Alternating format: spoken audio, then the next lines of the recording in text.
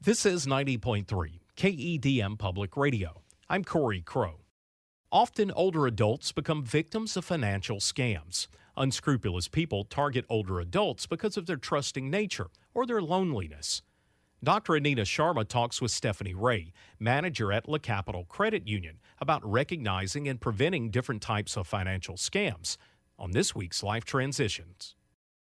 Stephanie, you deal with all kinds of consumers, and very often you also have to deal with fraudulent activity. Tell us a little bit more about it, and typically what kind of populations are targeted the more?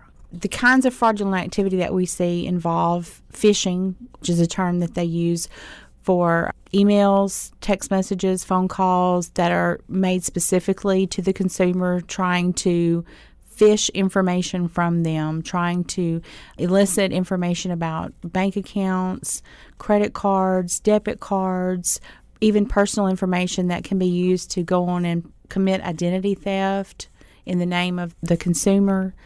I think the elderly population is subject to be victimized by that quite a bit because of the fact that they may not be aware that this takes place.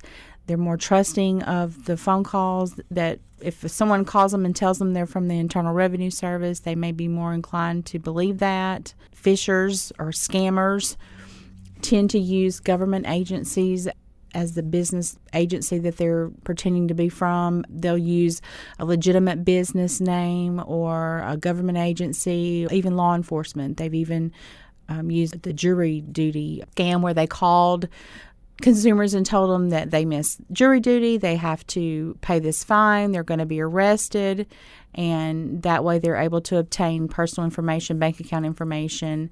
Another common thing that they also do is they'll call and pretend that the consumer has a family member who is in some kind of financial need.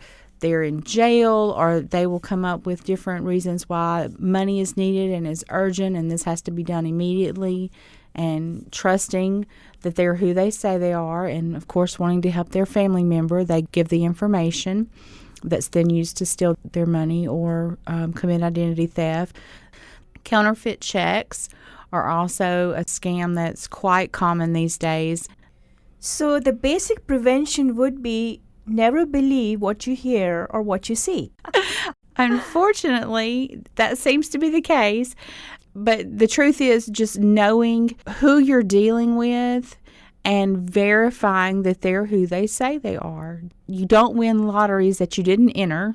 So once a person has been victimized, is there anything they can do to prevent further damage? They can contact their financial institution to change any of the account information or card numbers, anything that's been given out, compromised, to follow that financial institution's procedures for a fraud claim, and to hopefully prevent any fraudulent activity on their account or stop it if it's begun. Thank you so much, Stephanie. That was a lot of good information. My guest for today was Stephanie Rhea, who is the manager of La Capital Federal Credit Union. This is Anita Sharma. Life Transitions is produced with the College of Business and Social Sciences at the University of Louisiana Monroe. Find out more at KEDM.org.